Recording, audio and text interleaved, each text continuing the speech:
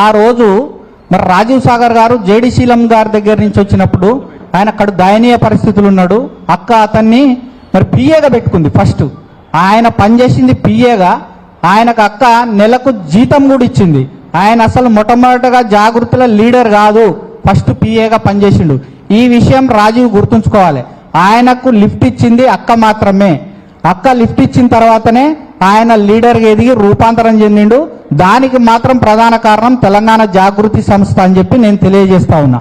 అదేవిధంగా ఈయన ఉద్యమంలో పనిచేసినప్పుడు అసలు మేము జాగృతి సంస్థ ద్వారా మేమంతా తెలంగాణ ఉద్యమాన్ని ఉవ్వెత్తున కొనసాగుతున్నప్పుడు, మేము ఉద్యమంలో మొత్తం సీరియస్గా పార్టిసిపేట్ అవుతున్నప్పుడు ఈయన అసలు ఎక్కడ ఉద్యమంలో లేడు. ఈయన మీద ఒక్క కేసు కాలేదు.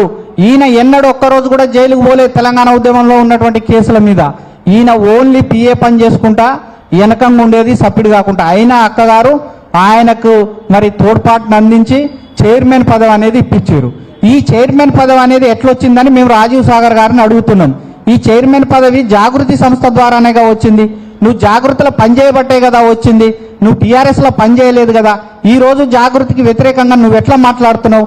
నువ్వు అనుభవించిన పోస్టు ఏ సంస్థ ద్వారా వచ్చింది, ఎవరిప్పించిర్రు అనేది మీరు గుర్తెరిగి మాట్లాడాలి. మరియు అదేవిధంగా ఈయన అసలు తెలంగాణ జాగృతి కార్యకర్తల్ని ఒక్కల్ని కూడా అక్కతోని కలవనీయకుండా ప్రతిసారి ముఖాలడ్డం పెట్టి మరి చాలా వివిధ ఇబ్బందులకు కార్యకర్తలను గురి చేస్తూ తన యొక్క సొంత పనులను చేయించుకుంటూ ఆయన ఆర్థికంగా రాజకీయంగా మరి ముందలికి పోయిండు. ఇది జాగృతి కార్యకర్తలకు మొత్తం అందరికి కూడా తెలుసు. నిన్న వాళ్ళు మాట్లాడుకుంటా మాజీ కార్పొరేషన్ చైర్మన్లు అంటుర్రు. మరి ఇక్కడ మేము కూర్చున్న వాళ్ళం ఎవరన్నా మేము కార్పొరేషన్ పదవులను మేము అనుభవించినామా అని చెప్పి రాజీవ్ సాగర్ని అడుగుతున్నా నేను. ఎవరికున్నాయి? మాకు ఎవరికన్నా వచ్చినాయా?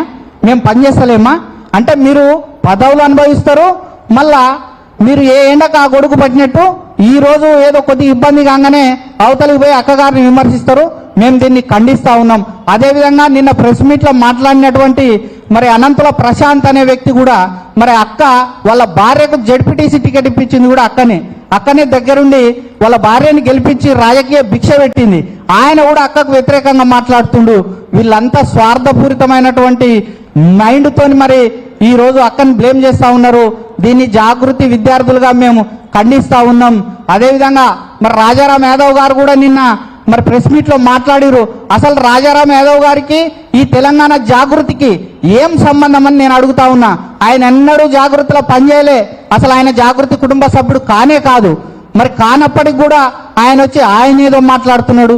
ఇవన్నీ ఈ మీడియా మిత్రులు కానీ తెలంగాణ ప్రజలు అర్థం చేసుకోవాల్సింది ఏంటంటే వీళ్ళంతా ఏ ఎండకు ఆ గొడుగు పడతారు.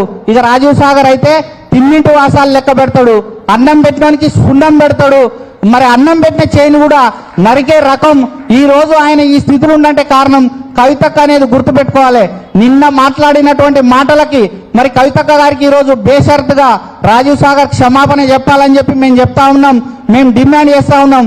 లేని పక్షంలో మరి రాజీవ్ సాగర్ గుర్తుపెట్టుకోవాలి, మరి మాది ఉడుకు రక్తమే, మేము ఉద్యమంలో నుంచి వచ్చినావు. నువ్వైతే నాడు ఉద్యమంలో లేవు. నువ్వు వెనకంగా ఏదో ఫైళ్లు పట్టుకొని డైరీలు పట్టుకుంటా మోసుకొని మొత్తం తిరిగినావు. అది మాకు తెలుసు, మేము ప్రత్యక్షంగా చూసినాం. మీరు కనుక ఇంకొకసారి అక్కగారి మీద అవాకులు చవాకులు పేలితే మాత్రం మీ మీద భౌతిక దాడులు తప్పవు. తస్మాత్ జాగ్రత్త అని చెప్పి ఉస్మానియా యూనివర్సిటీ విద్యార్థులుగా హెచ్చరిస్తా ఉన్నాం. జై తెలంగాణ.